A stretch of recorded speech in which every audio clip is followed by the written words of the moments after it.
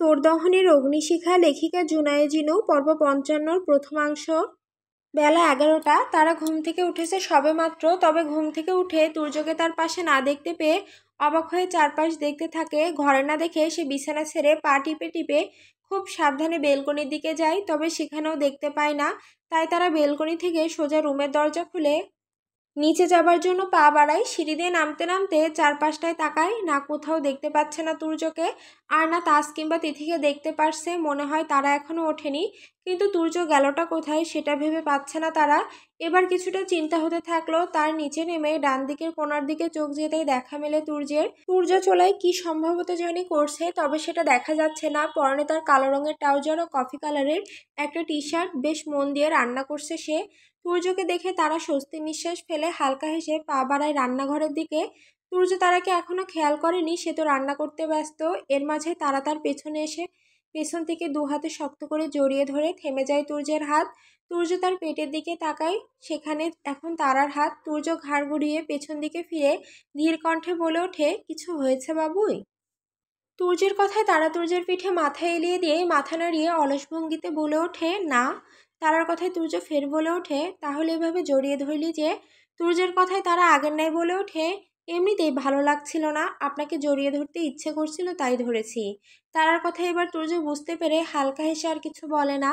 সে এবার রান্নায় মন দেয়। তারা এবার তুর্যের পিঠ থেকে মাথা উঠিয়ে থুতনি থেকে বলে ওঠে, আপনি রান্নাও করতে পারেন? তারার কথায় তুর্য হালকা হেসে বলে ওঠে, পারি। আজ তো সার্ভেন্ট আসেনি, কাল থেকে আসবে, তাই আজকের রান্নাটা আমি করে ফেলছি।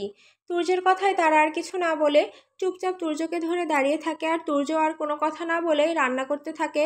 এর মাঝেই সিঁড়ি বেয়ে নেমে আসে তাজ আর তিথি। নিচে রান্নাঘরের দিকে তাকাতেই তুর্য তারাকে এই অবস্থায় দেখতে পায়। তিথি আর তাজ এসব দেখে ঠোঁট টিপে হেসে তুর্যদের কিছুটা সামনে গিয়ে তাজ গলা খাকিয়ে বলে ওঠে, এখানে কিন্তু আমরাও আছি, আমার শ্রদ্ধেয় বড় ভাইয়া এবং ভাবি সাহেবা।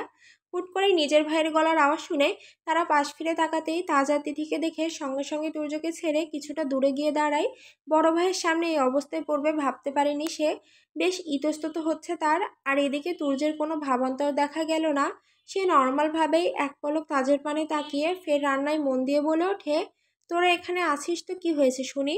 তুর্যের কথায় তাজ কিছুটা ড্রামা করে বলে ওঠে, আমরা এত ছোট্ট ছোট্ট বাচ্চা এ বাসায় থাকি, আর তোমরা যদি এসব করে বেড়াও তাহলে তো আমরা এসবই শিখবো নাকি? ছোটরা তো বড়দের থেকে শেখে এসব। তাজের কথায় তুর্য পাশ ফিরে তাকায়। তাজকে একবার পরখ করে গিজ গিজ করে বলে ওঠে, কোন অ্যাঙ্গেল থেকে নিজে ছোট বাচ্চা ভাবছিস শুনি? কদিন পর ছেলে মেয়ে জন্ম দিবি আর এখনো নিজেকে বাচ্চা মনে করছিস? ছি। তুর্যের কথায় থতমত খেয়ে যায় তাজ। এদিকে তুর্যের কথায় তিথিও তারা বেশ লজ্জা পাচ্ছে। তারা আর এক মুহূর্ত সেখানে না দাঁড়িয়ে তড়িঘড়ি করে সেখান থেকে কেটে পড়ে। তারাকে যেতে দেখে তিথিও তার পিছু পিছু এখান থেকে পালানোর জন্য তার সাথে চলে যায়। তাজ তুর্য এক পলক তাদের বউয়ের পানে তাকায়। তুর্য এবার তাজের দিকে মৃদু রাগ দেখিয়ে বলে ওঠে, শালা তোর খেয়ে কাজ নেই তাই না? কি দরকার ছিল আমার বউটাকে লজ্জায় ফেলার? তুর্যের কথায় তাজ উল্টো তাকে বলে ওঠে, তুমিও তো আমার বউকে লজ্জায় ফেলেছ। তাজের কথায় তুর্যের আগে কটমট করে বলে ওঠে, শুরুটা কে করেছিল শুনি? তুর্যের কথায় এখন তাজ আমতা আমতা করতে থাকে, শুরুটা তো সে নিজেই করেছিল, এখন তুর্যকে সেটা কি করে বলবে শুনি? তুর্য তাজকে আমতা আমতা করতে দেখে রাগে কটমট করতে করতে আর কথা না বাড়িয়ে রান্নায় মন দেয়। তাজ আর কোনো কথা বাড়ায় না, সে চুপচাপ গিয়ে বসে পড়ে ড্রয়িং রুমে থাকা সিঙ্গেল সোফাটিতে। আর তুর্য রান্না করতে থাকে। তখনই বাড়িতে হুড়মুড়িয়ে সদর দরজা দিয়ে প্রবেশ করে তাহসানরা ও ফারদিনরা। তাজ তুর্য দুজনেই তাকায় দরজার পানে, আর তাকাতেই দেখতে পায় সকলকে। তুর্য সকলকে দেখে কিছুটা বিরক্ত হয়, ফিসফিস করে বলে ওঠে, এসে গেছে ঝামেলার দলগুলো। বলে তুর্য বিরক্ত হয়ে খুন্তি নাড়তে থাকে। এদিকে তাজ বসা থেকে উঠে খুশি হয়ে সামনে এগিয়ে গিয়ে বলে ওঠে, আরে তোমরা রাজশাহী থেকে কখন এলে? তাজের কথায় লাবণ্য সোফায় বসতে বসতে বলে ওঠে, আমরা কাল। তোমরা রওনা দেওয়ার কিছু সময় পর রওনা দিই, কালকেই চলে এসেছি, আর সকালে ঘুম থেকে উঠে এখানে চলে এসেছি। লাবণ্যর কথা শুনে তাজ হেসে বলে ওঠে, ভালো করেছিস। তাজের কথায় পাশ থেকে তাহসান বাড়ির চারপাশটা তাকাতে তাকাতে বলে ওঠে, বা বেশ ভালোই বাড়ি কিনেছে তো, তুর্যের চয়েস আছে বলতে হবে। তাহসানের কথায় তাজ হালকা হাসে। এর মাঝে তুর্য রান্না শেষ করে রান্নাঘর থেকে আসতে আসতে বলে ওঠে, বাবা মারা আসেনি তোদের সাথে? তুর্যের কথায় তাহসান বলে ওঠে, না, আঙ্কেল আন্টিরা বিকেলের দিকে আসবে বলল। তাহসানের কথায় তুর্য আর কথা বাড়ায় না, সকলের মাঝে এসে বসে পড়ে। বাকিরাও সোফায় বসে পড়ে, তবে জয় অন্যমনস্ক হয়ে বসে আছে। তার কারণ শ্রাবন্তী সকাল হতে বাসায় চলে গেছে, আর এসব তার ভালো লাগছে না, এক প্রকার বিরক্ত হয়ে গেছে। শ্রাবন্তীর এই ইগনোর কি করবে সেটাও বুঝতে পারছে না সে। তুর্যের সামনে থেকে জয়ের ব্যাপারটা খেয়াল করে। আজকাল সে এটা মাঝে মাঝেই খেয়াল করছে, কিন্তু বুঝতে পারছে না জয় এমন উদাস উদাস কেন আজকাল। মনে হয় যেন কিছু একটা নিয়ে বেশ চিন্তিত আছে। জিজ্ঞেস করবে করবে বলেও করা হয়নি। এত এত ঝামেলার মাঝে আর করা হয়ে ওঠেনি। সে ভেবে নেয় আজ এটা নিয়ে একটু আলাদা করে কথা বলবে জয়ের সাথে। তুর্যের ভাবনার মাঝে আহিল পাশ থেকে বলে ওঠে, ও আমরা বিশেষ করে যেই কারণে এসেছি। আহিলের কথায় তুর্য সহ বাকিরা আহিলের দিকে তাকায়। তুর্য ভ্রু কুঁচকে বলে ওঠে, কি কারণ? তুর্যের কথা আহিল শান্ত কণ্ঠে বলে ওঠে, অনেকদিন তো হলো, এখন তো আমাদের যাওয়া উচিত। বিয়ের সব ব্যাপার তো মিটে গেছে, আর ওদিকে অফিসের সব দায়িত্ব ফাহিমের কাঁধে পড়ে আছে। ছেলেটার উপর একটু বেশি চাপ পড়ে যাচ্ছে। আহিলের কথা বুঝতে পেরে তুর্য ধীর কণ্ঠে বলে ওঠে, তা কবে যাবি ঠিক করলি? তুর্যের কথা এবার আহিলের আগে তাহসান পাশ থেকে বলে ওঠে, 2-3 দিনের মাঝে যাব ভাবছি। তাহসানের কথায় তুর্য আর কিছু না বলে শুধু বলে ওঠে, আচ্ছা ঠিক আছে, আমি ব্যবস্থা করছি। তুর্যের কথায় তাহসান মৃদু মাথা নাড়ায়। এদিকে জয় অসহায় চোখে সকলের পানে তাকিয়ে আছে। হাতে তার মাত্র 3 দিন, কি করবে সে বুঝে উঠতে পারছে না। জয় মনে মনে অস্থির হয়ে বলে ওঠে, কি করব কিছুই তো ভেবে পাচ্ছি না। হাতে মাত্র 3 দিন, আমাকে আজকে রাতের মধ্যে কিছু একটা করতে হবে। যে করেই হোক শ্রাবন্তীর মুখ থেকে আমায় বলাতেই হবে যে ও আমাকে ভালোবাসে। বলেই জয় থামে। এদিকে সকলের মাঝখানে নেহা তুর্যকে বলে ওঠে, তারা আর তিথি কই? নেহার কথায় তুর্য নেহার দিকে তাকিয়ে শান্ত কণ্ঠে বলে ওঠে, গিয়ে দেখ, রুমে আছে হয়তো, একসাথে আছে ওরা। তুর্যের কথায় নেহার কথা না বাড়িয়ে সব মেয়েদের উদ্দেশ্যে বলে ওঠে, চলো আমরা তারা তিথির কাছে যাই, ওরা বরং বসে বসে গল্প করুক। নেহার কথায় সকলে সায় জানিয়ে নেহার সাথে উঠে চলে যায় তারা তিথির কাছে। মেয়েরা চলে যেতেই ছেলেরা টুকটাক কথা বলতে শুরু করে। সন্ধ্যা 6টা। তুর্য তারাকুঞ্জে এখন পুরো গম গম করছে। তারাকুঞ্জের সকলে এসেছে, বড়রাও চলে এসেছে 3টার দিকে, আর এসে ছেলে মেয়েদের জন্য রান্নার কাজে লেগে পড়েছে। যদিও বাসায় তেমন কিছুই ছিল না, তবে সকলে আসতেই তাজতুর্য গিয়ে বাজার করে নিয়ে এসেছে, আর সেগুলো আনতেই চার করতে কাজে লেগে পড়েছে। বাসার ড্রয়িং রুম এখন ছোটদের হাসির আওয়াজ বইছে। তবে সকলের মাঝে জয় নেই, সে কিছু সময় আগে কোথায় জানি বেরিয়ে পড়েছে, আর বাকিরা যে যার মতো কথা বলছে, আর মাঝে মাঝে হা হা করে হেসে উঠছে। হ্যালো, কে বলছেন? ফোনের ওপাশ থেকে শ্রাবন্তীর গলার আওয়াজ পেতেই জয় ধীর কণ্ঠে বলে ওঠে, আমি জয়।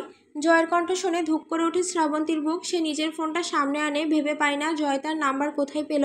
সে ফের ফোনটা কানের কাছে নিয়ে অবাক কণ্ঠে বলে ওঠে, আপনি আমার নাম্বার কোথায় পেলেন? শ্রাবন্তীর কথায় জয় হালকা হেসে বলে ওঠে, পেয়েছি কোথাও।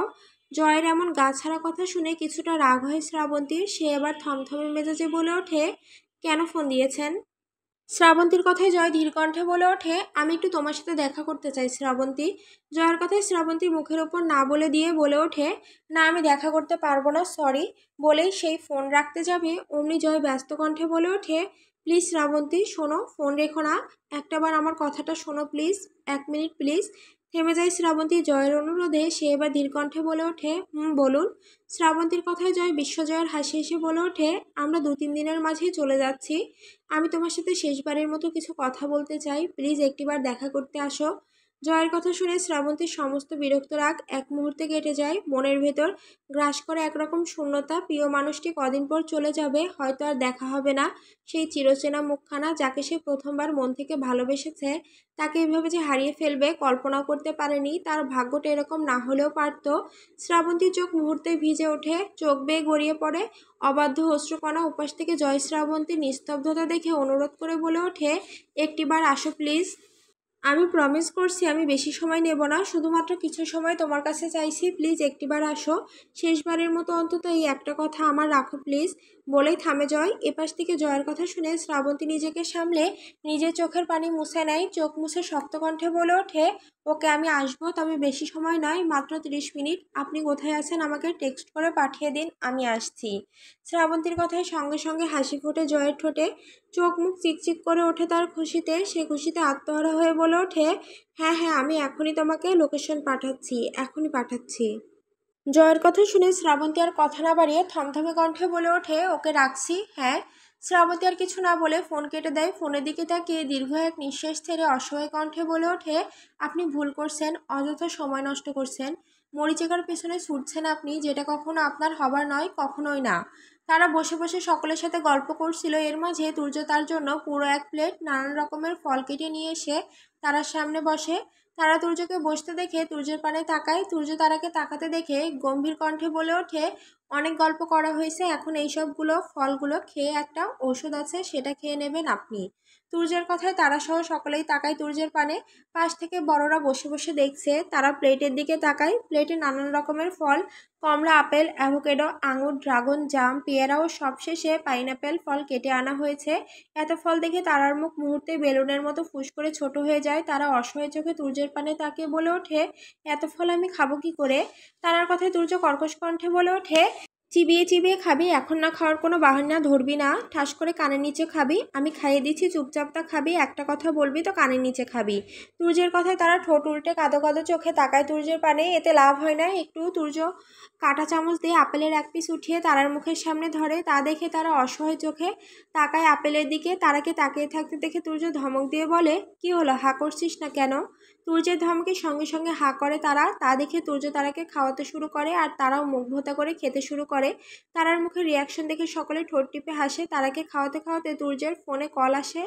সে তারাকে খাওয়ানো বন্ধ করে ফোনটা পকেট থেকে বের করে দেখে অফিসের কল। সে ফোন রিসিভ করে কান ও কাঁধে চেপে ধরে কথা বলতে থাকে আর এদিকে তারাকে খাওয়াতে থাকে। পাশের সোফাগুলো থেকে বড়রা সবটাই দেখছিল। ইমরান খান তৃপ্তি হেসে হামিদ খানের দিকে তাকিয়ে গর্বিত কণ্ঠে বলে ওঠে, তুমি যাই বলো না কেন ভাইজান, আমি কিন্তু মেয়ের জামাই পেয়েছি মাশাআল্লাহ। আমাদের তুর্য কিভাবে আমার মেয়েটাকে আগলে আগলে রাখছে দেখছো? এখন আর আমার চিন্তার কিছু নেই। মেয়ে আমার যতই দূরে থাকুক না কেন, আমি এখন নিশ্চিন্ত, আমার মেয়েকে তুর্য বেশ ভালোই রাখবে। ইমরান খানের কথা শুনে হামিদ খান ইমরান খানের দিকে এক পলক তাকিয়ে ফের তুর্য তারার পানে তাকায়। তুর্য কথা বলছে আর তারাকে খাওয়াচ্ছে, বেশ দেখতে লাগছে জুটি তাকে। হামিদ খানের ঠোঁটের কোণে প্রশান্তির হাসি ফুটে। সে আর কিছুই বলে না, বলার মতো কোনো কিছুই রাখেনি তার ছেলে তার জন্য। তিনি এটুকু শিওর তুর্য হাজবেন্ড হিসেবে বেস্ট। পাশ থেকে পিয়ন্তি বেগম মেয়ে আর মেয়ের জামাইয়ের দিকে তাকায়। চোখ মুখে তার মুগ্ধতা বিরাজমান, ঠোঁটের কোণে তার তৃপ্তির হাসি। তিনি তারাদের দিকে তাকিয়ে মনে মনে বলে ওঠে, ভালো থাক মা, সারা জীবন ভালো থাক, আল্লাহর কাছে অশেষ শুক্রিয়া। আল্লাহ তোর ভাগ্য আমার ভাগ্যের মতো করেনি। একজন এমন পুরুষ তোর ভাগ্যে লিখেছেন যে তোকে সবটা উজাড় করে ভালোবাসে। এমনটাই আমি চেয়েছিলাম। আমি কখনো চাইনি আমার কপাল তোর হোক। আজ আমি নিশ্চিন্ত তোকে নিয়ে, আর গর্বিত আমার আরেক ছেলে তুর্যকে নিয়ে। তুর্যের মতো স্বামী ও সন্তান প্রতিটা ঘরে হোক, সেই প্রার্থনা করি আমি। আমি মরে গিয়েও শান্তিতে থাকতে পারবো এটা ভেবে আমার মেয়ে সুখে আছে, শান্তিতে আছে। আমার ভাগ্য খারাপ, সেটাতে এখন আর আমার বিন্দুমাত্র আফসোস নেই, জানিস তো। একটা সময় বড্ড খারাপ লাগতো, কষ্ট হতো, তবে এখন আর হয় না। সময়ের সাথে সাথে অনেকটা বছর পেরিয়ে গেছে, এখন আর স্বামী নিয়ে আমার কোনো অভিযোগ নেই। যা হচ্ছে তাতে আমি নিজেকে মানিয়ে নিয়েছি। তবে একটা জিনিস আমার সারা জীবন আফসোস থেকে যাবে, যে আমি হেরে গেছি। এতগুলো বছর পেরিয়ে যাবার পরও তোর বাবার মনে জায়গাটুকু করে নিতে পারলাম না। সেই হিসেবে, স্ত্রী হিসেবে আমি একজন ব্যর্থ। এই হার আমাকে সারা জীবন কষ্ট দেবে, প্রতিটা মুহূর্তে আমার হৃদয়কে চূর্ণ বিচূর্ণ করবে। তবে একটা কথা আজ আমি বলতে চাই, তোর বাবার মতো বাবা প্রতিটা সন্তানের হোক, কিন্তু কোনো স্বামী না হোক। বলেই থামেন পিয়ন্তি বেগম। মেয়ের দিক থেকে চোখ সরিয়ে স্বামীর পানে তাকান। তার স্বামী কথা বলতে ব্যস্ত। পিয়ন্তি বেগম স্বামীর মুখ পানে তাকিয়ে মলিন হাসে। রাত ৯টা। শ্রাবন্তী জয়ের দেওয়া লোকেশন অনুযায়ী একটা ব্রিজের উপরে আসে। একেবারে একটা জনশূন্য ব্রিজ, তেমন মানুষের আনাগোনা দেখা মিলছে না। বলতে গেলে কোনো মানুষই সে দেখতে পারছে না, আর না পাচ্ছে দেখতে কোনো যানবাহন। শ্রাবন্তী অবাক চোখে চারপাশটা তাকাতে তাকাতে সামনের দিকে এগোতেই দেখা মেলে জয়ের। জয় ব্রিজের রেলিং ধরে দাঁড়িয়ে আছে। শ্রাবন্তী জয়কে পেছন থেকে দেখতে শুরু করে। চারপাশের হিমেল হয়ে জ্বরের শার্ট উঠছে আর চুলগুলো বাতাসের তালে তালে নড়ছে। শ্রাবন্তী জয়ের পানে তাকে দীর্ঘ নিঃশ্বাস ছেড়ে এগিয়ে গিয়ে জয়ের পেছনে দাঁড়িয়ে ধীর কণ্ঠে বলে ওঠে, আমাকে ডাকার কারণ? পেছন থেকে সেই অতি পরিচিত মেয়েলি কণ্ঠ শুনে জয় পেছন ফিরে তাকায়। শ্রাবন্তীকে দেখে তার ঠোঁটের কোণে হাসি ফোটে। সে খুশিতে আত্মহারা হয়ে বলে ওঠে, তুমি সত্যি এসেছো শ্রাবন্তী? জয়ের কথায় শ্রাবন্তী আগের নাই বলে ওঠে, না আসার তো কথা ছিল না, আমি তো বলেছিলাম আমি আসবো। শ্রাবন্তীর কথায় জয় হালকা হাসে, তবে কিছু বলে না। শ্রাবন্তী ফের জয়কে বলে ওঠে, আমি কিন্তু আমার উত্তরটা পেলাম না জয় ভাইয়া। শ্রাবন্তীর কথা শুনে জয় কিছুটা অবাক কণ্ঠে বলে ওঠে, কিসের উত্তর?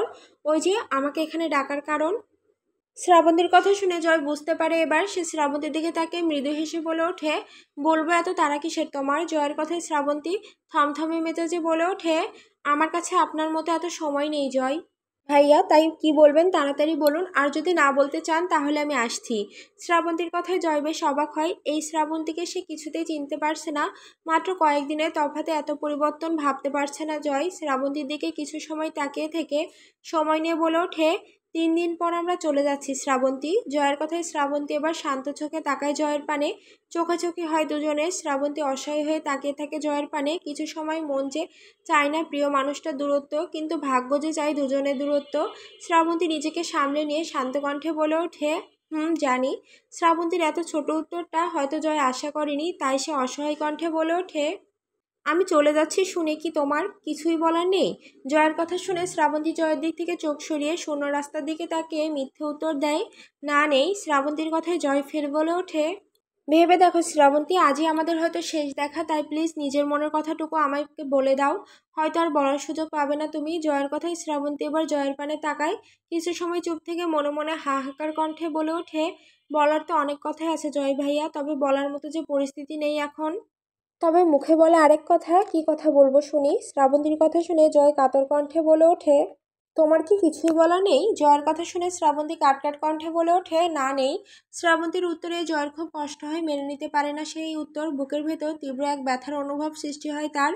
জয় শ্রাবন্তীর দিকে তাকিয়ে শান্ত কণ্ঠে বলে ওঠে, কেন করছো এমনটা? আমি জানি তোমার বলার অনেক কিছু আছে, তাহলে কেন বলছো না তুমি? তুমি তো আমায় ভালোবাসো, তাহলে কেন বলছো না সেটা? প্লিজ বলো যে তুমি আমায় ভালোবাসো।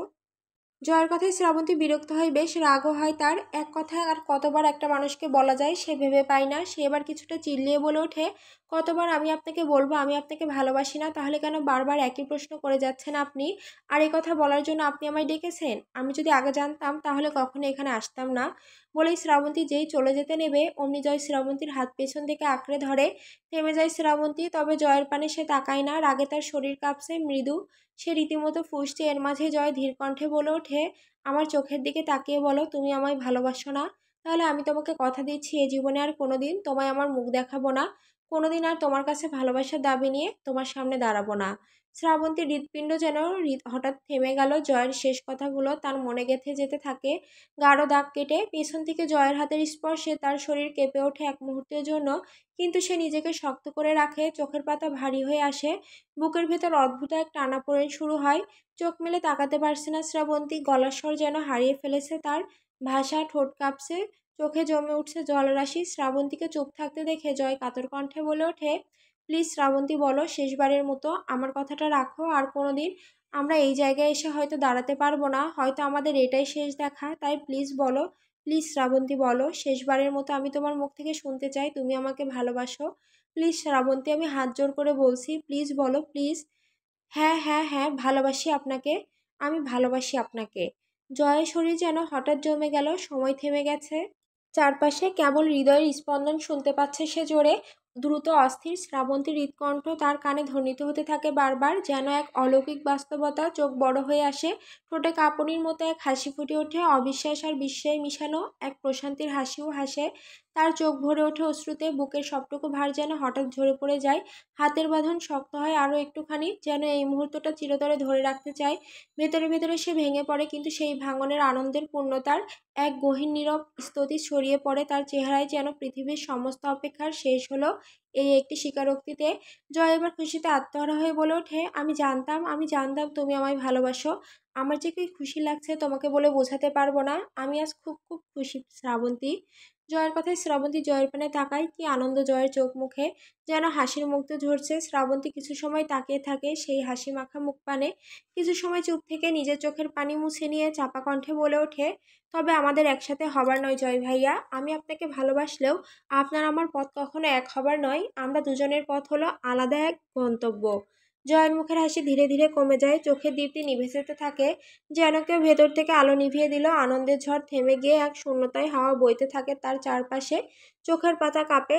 ঠোঁটের কোণে আটকে যায় অস্পষ্ট এক শব্দ, যেটা আর বেরোয় না। মুহূর্তেই তার মুখভঙ্গি বদলে যায়। আশার পাখিরা ভেঙে পড়ে। বুকের গভীর থেকে উঠে আসে তীব্র এক বিষাদের ঢেউ। শরীরটা ভার হয়ে আসে। হাতের বাঁধন আলগা হয়ে যায়, মনে হয় শক্তি যেন হারিয়ে ফেলেছে সে। চোখে ভেসে ওঠে এক বিস্ময় মিশ্রিত কণ্ঠ, বুকের ভেতর জমে ওঠে নিঃশব্দ এক চিৎকার। সময়টা যেন হঠাৎ করে থেমে যায় না, বরং দীর্ঘ থেকে দীর্ঘতর হতে থাকে। যন্ত্রণার ভারে আর্তনাদ করে স্বপ্ন ভাঙার সেই মুহূর্তে, আকুল কণ্ঠে বলে ওঠে, কেন আমরা দুজন দুজনকে ভালোবাসি তাই না? তাহলে কেন আমাদের পথ আলাদা হবে? তুমি কি এই সমাজ নিয়ে ভয় পাচ্ছ? তুমি শুধু একটিবার আমার হাত ধরো, আমার সঙ্গ দাও। আমি কথা দিচ্ছি, এই পুরো সমাজের বিরুদ্ধে গিয়ে হলেও আমি তোমার হাত ছাড়বো না। আমি তোমার হাত শক্ত করে ধরে রাখবো, পুরো পৃথিবীর সাথে হলেও আমি যুদ্ধ করব।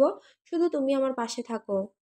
জয়ের কথায় শ্রাবন্তী হালকা হেসে চাপা হেসে বলে ওঠে, আপনার কি মনে হয় ধর্মের জন্য আমি আপনার থেকে পালাচ্ছি? না, তা নয়। আরে ধর্ম দিয়ে কি হবে? আমি তো চাইলে এখনই আপনার হাত ধরে গিয়ে ধর্ম পরিবর্তন করে আমি মুসলিম হতাম, সঙ্গ দিতাম আমি আপনার। ভালোই যখন বাসলাম, তাহলে ধর্মের জন্য আপনার আমার দূরত্ব কেন বাড়াবো আমি? শ্রাবতীর কথায় অবাক হয় জয়। সে অবাক কণ্ঠে বলে ওঠে, তাহলে কেন পালাচ্ছ তুমি আমার থেকে? কিসের এত দূরত্ব তোমার আমার থেকে? কেন একসাথে আমাদের পথ হাওয়ার নয়? কিসের এত বাধা যেটা আমাকে আর তোমাকে আলাদা করছে? জয়ের কথায় শ্রাবন্তী জয়ের পানে তাকায়। বেশ কিছু সময় জয়ের পানে তাকিয়ে থেকে সে এবার হালকা এগিয়ে গিয়ে ব্রিজের রেলিং ঘেঁষে দাঁড়ায়। জয় অবাক হয়ে তাকায় শ্রাবন্তীর পানে। উত্তরের দিকে দমকা হয়, তার খোলা চুলগুলো উড়িয়ে দেয়। ব্রিজের নিচে নদীর পানি ধীরে ধীরে বয়ে চলেছে, যেন সব কথা চেপে রেখে কেবল শ্রাবন্তীর চোখের ভাষা পড়ছে। আকাশে মেঘের আস্তরণ, কোথাও এক ফালি চাঁদ উঁকি দিয়ে যেন ছুঁয়ে যেতে চাইছে তার মুখ। দূরের আলোগুলো অস্পষ্ট ঝাপসা হয়ে মিলিয়ে যাচ্ছে রাতের কুয়াশায়। উত্তরের দিক থেকে বয়ে আসা দমকা হওয়া শ্রাবন্তীর চুলগুলো এলোমেলো করে উড়িয়ে নিচ্ছে। তার ওড়নাটাও দোল খাচ্ছে বাতাসে, যেন ব্যাকুল হয়ে কিছু বলছে নিঃশব্দে। নদীর গায়ে হালকা ঢেউ, ব্রিজের রেলিংয়ে বাতাসের স্পর্শে ধাতব এক ধ্বনি কানে আসে, টুপটাপ থরথর শব্দের মতো। পাশেই ল্যাম্পপোস্টের হালকা হলদেটে আলো দুজনের ছায়া ফেলে রেখেছে পিচ ঢালা ব্রিজের মাটিতে, একসাথে কিন্তু আলাদা। চারপাশে দৃশ্যটুকু যেন থেমে আছে, শুধু বাতাস আর নদী চলেছে, আর চলেছে তাদের ভেতরে না বলা যুদ্ধ। শ্রাবন্তী এবার সামনের দিকে তাকায়, সেই দূর সুদূরে যতখানি তার চোখ যায় ঠিক ততখানি শ্রাবন্তী এবার দীর্ঘ এক নিঃশ্বাস ছেড়ে ধীর কণ্ঠে বলে ওঠে, আজ আপনাকে একটা গল্প বলি, এক ছোট্ট মেয়ের গল্প। জয় শ্রাবন্তীর পানে তাকিয়ে থাকে, শ্রাবন্তী কি বলতে চায় সেটা শোনার জন্য। শ্রাবন্তী কিছু সময় থেমে ফের বলে ওঠে, মেয়েটার বয়স ছিল তখন মাত্র 5 বছরের। মেয়েটার জন্ম এক মধ্যবিত্ত পরিবারের হিন্দু ঘরে। তার কোনো ভাই কিংবা বোন ছিল না। সে আর তার বাবা মা তিনজন মিলেই তাদের ছোট্ট একটা সংসার। বেশ ভালোই যাচ্ছিল তাদের জীবন, হাসি মজা আনন্দ। বাবা যা রোজগার করতো তা দিয়ে সুন্দর জীবন চলে যেত তাদের। বলতে গেলে খুব সুখের সংসার তাদের। তবে কথায় আছে না, সুখ বেশি দিন চিরস্থায়ী নয়। সেই ছোট্ট মেয়েটার জীবনেও সুখ জিনিসটা চিরস্থায়ী ছিল না। হুট করেই তাদের সুখের সংসারে ঝড় নেমে আসে। এই ঝড় নয় যেন এক কালবৈশাখী ঝড়, যে ঝড় তাদের জীবনে সবকিছু এক মুহূর্তে এলোমেলো করে দেয়, সবকিছু মুহূর্তেই তছনছ করে দেয়। ছোট্ট মেয়েটার বাবা প্রতিদিনের মতো কাজে যায়, তবে সেদিন আর তার বাবা ফেরে না রোজকার মতো। সেদিন আর বাড়িতে তার বাবা পা রাখে না, হারিয়ে যায় চিরতরে রোড অ্যাক্সিডেন্টেই মৃত্যুবরণ করে তার বাবা। মুহূর্তে সবকিছু শেষ হয়ে যায়, এক নিমিষে সবকিছু এলোমেলো হয়ে যায় তাদের জীবনে। মাথার উপরের একমাত্র ছায়া চলে যায় তাদের। বাবার মৃত্যুর খবর পেয়ে ছোট্ট মেয়েটির মা আর সইতে না পেরে সেখানে হার্ট অ্যাটাক করে মারা যায়।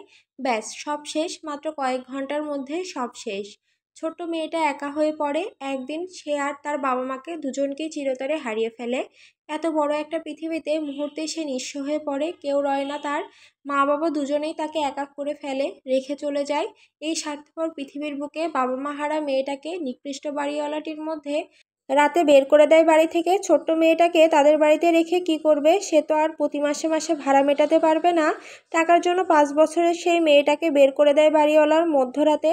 চারপাশে কি ভয়ঙ্কর এক পরিবেশ, বাচ্চা মেয়েটার মনে ভয় সৃষ্টি করে। যেই মেয়ে দিনের বেলা বাবা মা ছাড়া এক পাও কোথাও এগোতো না, সেই দিন সেই মেয়ে রাতারাতির মধ্যে এক শূন্য রাতে এক জায়গায় একা দাঁড়িয়ে ছিল। তার চারপাশটা কেবলমাত্র শূন্য আর শূন্য, কোথাও কারো দেখা নেই। চারপাশে সেই কুকুরের ভয়ঙ্কর ডাক তাকে আরো ভয় পাইয়ে দেয়। সেদিন ভয়ে সে চিৎকার করে কেঁদে কেঁদে বলে ওঠে, কেউ আছো, আমাকে নিয়ে যাও, আমার ভয় লাগছে, আমি আমার বাবা মার কাছে যেতে চাই। কিন্তু সেদিন সেই ছোট্ট মেয়ের আর্তনাদ কারো কানেই পৌঁছায় না। ছোট্ট মেয়েটার কোনো আত্মীয় স্বজন কেউ ছিল না, আর থাকলেও সে চিনত না। তার কারণ, তার বাবা মা যে পালিয়ে বিয়ে করেছে, তাই কখনো নিজের বাবা মা ছাড়া সে আর কাউকে চিনত না, কারো কাছে সেদিন যেতে পারেনি। তাই সেদিন একা হয়ে মেয়েটা সেখানেই ভয়ে চিৎকার করে কাঁদছিল। তার সেদিন কান্নার আওয়াজে হয়তো কারো মন গলেছিল। নির্জন সেই রাতে এক কপতি রিকশায় করে কোথাও যাচ্ছিল, হয়তো বাড়ি ফেরার তাড়ায় ছিল তারা। তবে রাস্তায় সেদিন সেই মেয়েটির কান্না শুনে তারা থামে। এগিয়ে আসে ছোট্ট মেয়েটার কাছে, এগিয়ে এসে আদুরে কণ্ঠে জিজ্ঞেস করে বলে, তুমি এখানে কি করছো মা?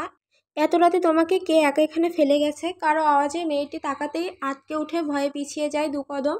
তবে পাশে থাকা মহিলাটা তা দেখে ছোট মেয়েটাকে আদুরে কণ্ঠে বলে, তোমার ভয় নেই, আমরা তোমার কোনো ক্ষতি করব না। ব্যাস এই একটা কথা ছোট্ট মেয়েটা কি বুঝলো কে জানে, বড্ড বিশ্বাস করতে ইচ্ছে করলো তাদের। ছোট্ট মেয়েটির চুপ থাকা দেখে পুরুষটি ফের একই কথা বলে, যা শুনে এবার ছোট্ট মেয়েটি কাঁদতে কাঁদতে বলে তার বাবা মা নেই, মারা গেছে, বাড়িওয়ালা বের করে দিয়েছে তাকে। যা শুনে সেই দুই মহান মানুষের বড্ড খারাপ লাগে। তারা তা আমাকে নিয়ে যায় তাদের সাথে। তারা হয়তো সেই দিন সেই বাচ্চা মেয়েটাকে সেই ভয়ঙ্কর জায়গায় ফেলে রেখে যেতে চায়নি, তাই নিয়ে যায় তাদের সাথে করে। শুরু হয় মেয়েটির নতুন জীবন, প্রায় নতুন এক পরিবার। সেই নতুন পরিবার তার নাম রাখে শ্রাবন্তী। পদবী হিসাবে তাদের পরিচয় দেয় শ্রাবন্তী রায়চৌধুরী। পুরো দুনিয়ার কাছে তাকে পরিচয় করায় তাদের মেয়ে হিসাবে, তাদের একমাত্র মেয়ে শ্রাবন্তী রায়চৌধুরী, যাকে তারা দুজন মিলে আদুরে দুলালি ভেবে বড় করেছে। কোনো কিছু চাওয়ার আগে তার সামনে হাজির করেছে। সে না খেলে তারা না খেয়ে বসে থেকেছে তার অপেক্ষায়। রোজ দরজার সামনে চাতক পাখির ন্যায় চেয়ে থেকে অপেক্ষা করে এসেছে। তাদের সব কিছুতে আমার ভাগটা সবার আগে খুঁজেছে। ধীরে ধীরে মেয়েটি তাদের কাছে বড় হতে থাকলো।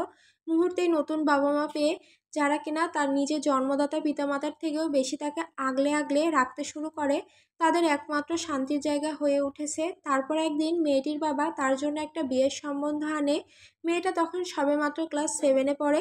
ছেলেটা ছিল মেয়েটার বাবার বোনের ছেলে। বাবার ইচ্ছে তার মেয়েকে বিয়ে দিয়ে তাদের পরিবারে রাখবে, যাতে যখন ইচ্ছে তাকে এক নজর দেখতে পায়, আদরের দুলালিকে যাতে চোখে আড়াল না হতে হয়। সেই কারণে তিনি বিয়ের প্রস্তাবটা আনে। মেয়েটার বয়স কম হয় আর বিয়ে অবধি সেটা এগোয় না, তাই সেটা ঠিক হয় 6 বছর পর পিছিয়ে দেওয়া হয়। ছেলে চলে যায় নিজের কেরিয়ার গোছাতে বিদেশ। মেয়েটি তার বাবার মুখের দিকে তাকে রাজি হয়ে যায়।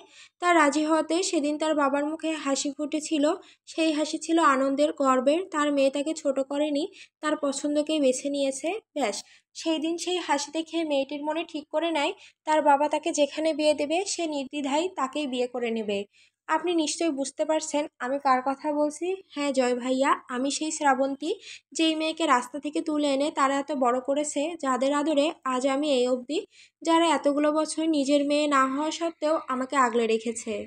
কখনো বুঝতেই দেয়নি আমি তাদের সন্তান না। যারা আমার জন্য আর দ্বিতীয় কোনো সন্তান নেয়নি, সেই মা বাবাদের আমি কি করে কষ্ট দেই বলুন? আমি যে পারবো না, নিজের ভালোবাসার জন্য আমি পারবো না আমার দেবতুল্য বাবা মাদের মনে আঘাত করতে।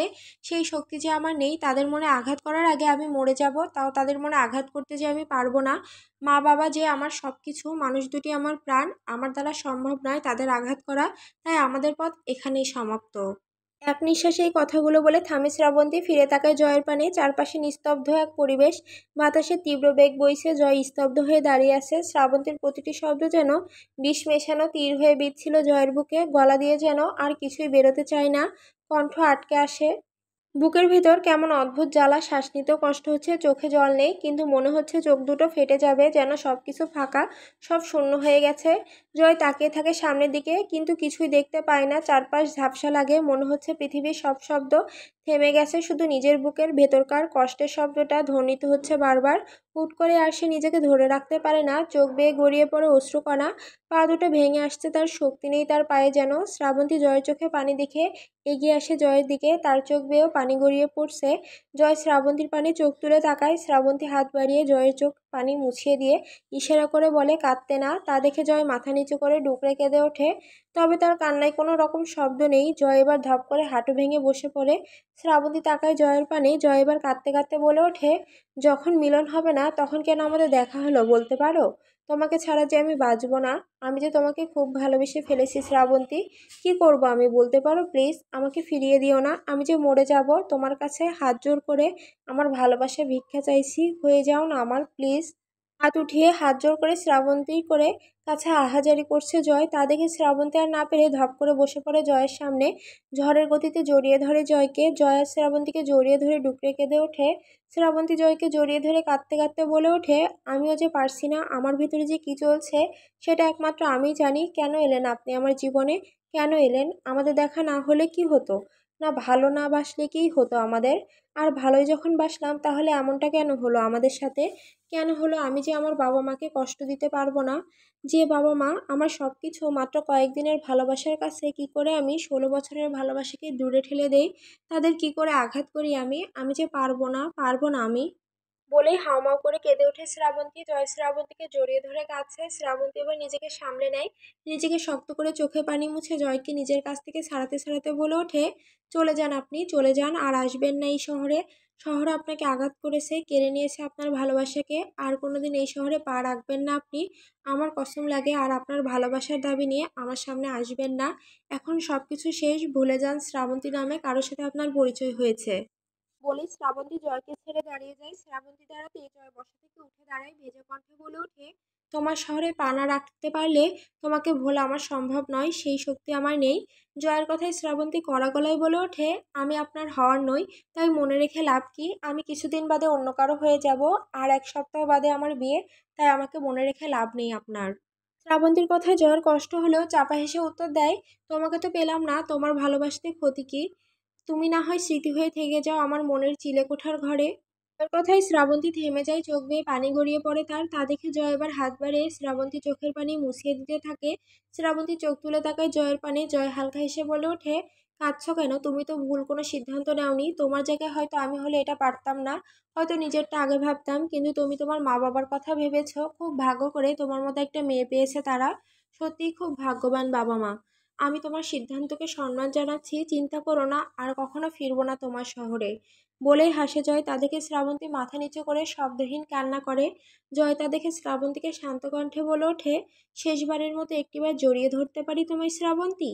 জয়ের কথায় তাকায় শ্রাবন্তী জয়ের পানে, কিছু সময় তাকিয়ে থেকে মাথা নাড়িয়ে হুম বলে। তা দেখে জয় আর এক মুহূর্ত দেরি না করে জাপটে জড়িয়ে ধরে শ্রাবন্তীকে। শ্রাবন্তী এবার জয়কে শক্ত করে জড়িয়ে ধরে কাঁদতে কাঁদতে বলে ওঠে, আই লাভ ইউ। শ্রাবন্তীর কথায় জয় ডুকরে কেঁদে উঠে উত্তর দেয়, আই লাভ ইউ টু। আল্লাহর কাছে একটা প্রার্থনা করি, পরের জন্ম তোমার আর আমার মাঝে কোনো বাধা সৃষ্টি না করুক।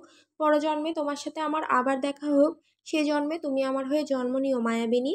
বলে জয় এবার শ্রাবন্তীর কপালে ভেজা ঠোঁটের স্পর্শ করে। শ্রাবন্তী ফুঁপিয়ে কেঁদে ওঠে। জয় এবার শ্রাবন্তীকে ছেড়ে বলে ওঠে, যাও নিজ গন্তব্যে ফিরে যাও।